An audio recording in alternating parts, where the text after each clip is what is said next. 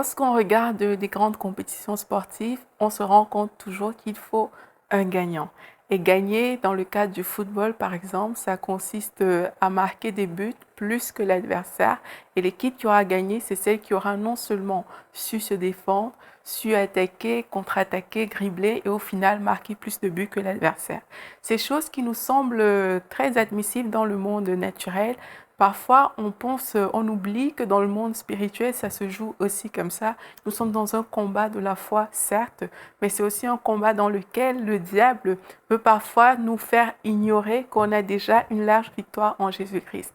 Alors notre vie, parfois, on peut la comparer à un match, et dans ce match, il y a Satan qui est notre adversaire, pardon, et face à lui, il peut y avoir trois types de chrétiens. Alors, on a des chrétiens, dans un premier temps, qui peuvent être attaqués, mais qui ne se défendent pas. Imaginez-vous tout simplement être en train de regarder un match de football, par exemple, et vous avez deux équipes, et les deux équipes sont là. Il y a une équipe qui est trop passive, elle ne se défend pas, elle encaisse tout simplement des buts, mais vous vous direz que ça fait non-sens parce qu'il n'y a pas match, tout simplement. Eh bien, c'est souvent ce qui arrive à certains chrétiens, c'est qu'ils sont trop passifs face au diable.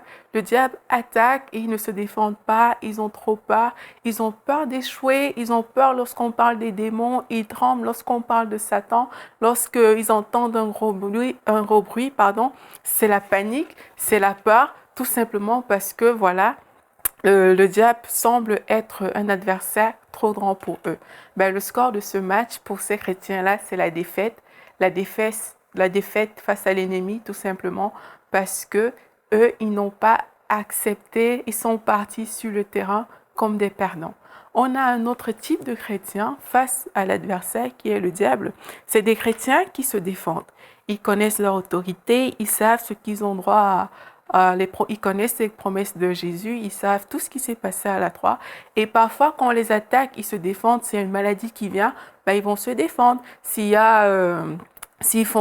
sont face à des personnes qui sont malades, ils vont même aller jusqu'à leur imposer des mains.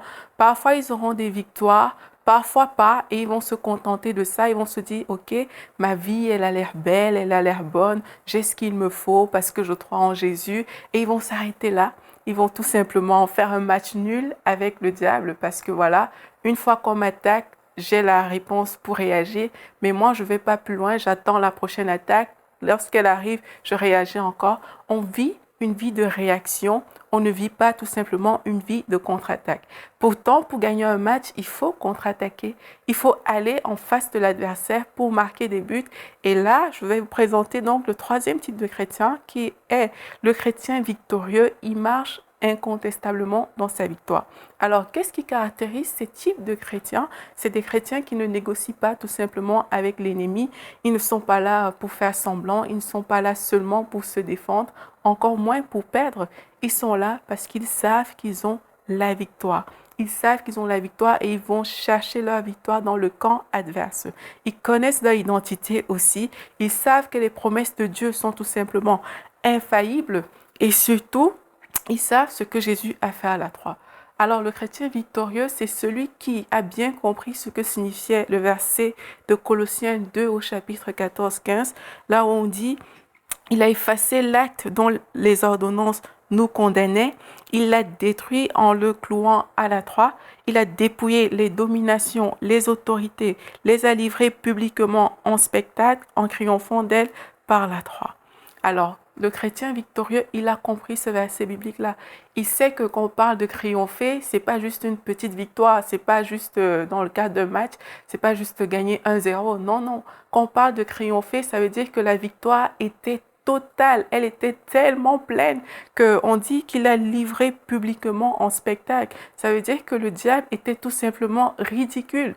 Donc le chrétien victorieux est celui qui comprend ça et qui choisit de vivre dans ce triomphe permanent. Il ne cesse de marquer des buts face à l'adversaire.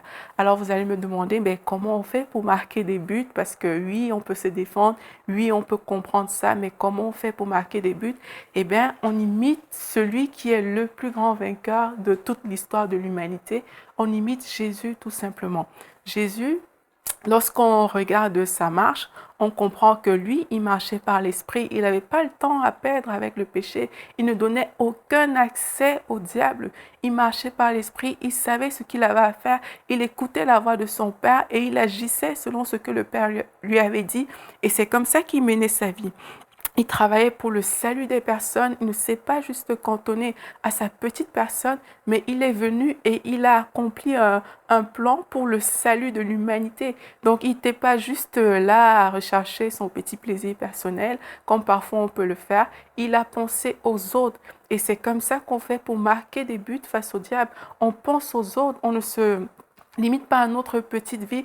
On sort pour aller dans le camp de l'ennemi. On pense aux intérêts qui sont supérieurs aux intérêts du royaume.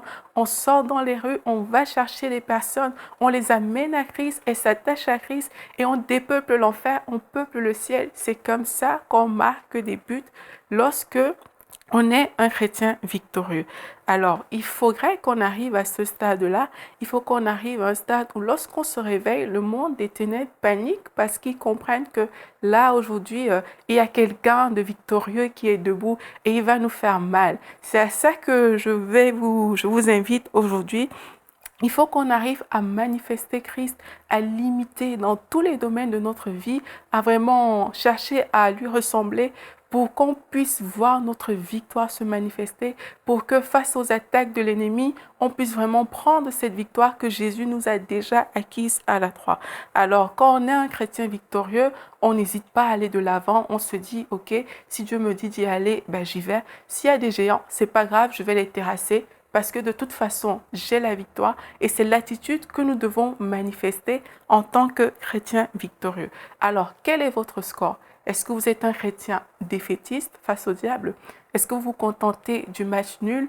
Ou alors, est-ce que vous êtes un chrétien victorieux en Christ? Je vous invite aujourd'hui, si vous sentez que vous avez des défaites ou que vous vivez sur un mode juste défensif face au diable, passez à l'attaque et vous verrez qu'avec Christ, vous avez déjà la grande victoire, la victoire complète, la victoire totale. Pour aller plus en profondeur, vous pouvez lire et télécharger la version complète de cette pensée du jour sur le site enseigne-moi.com.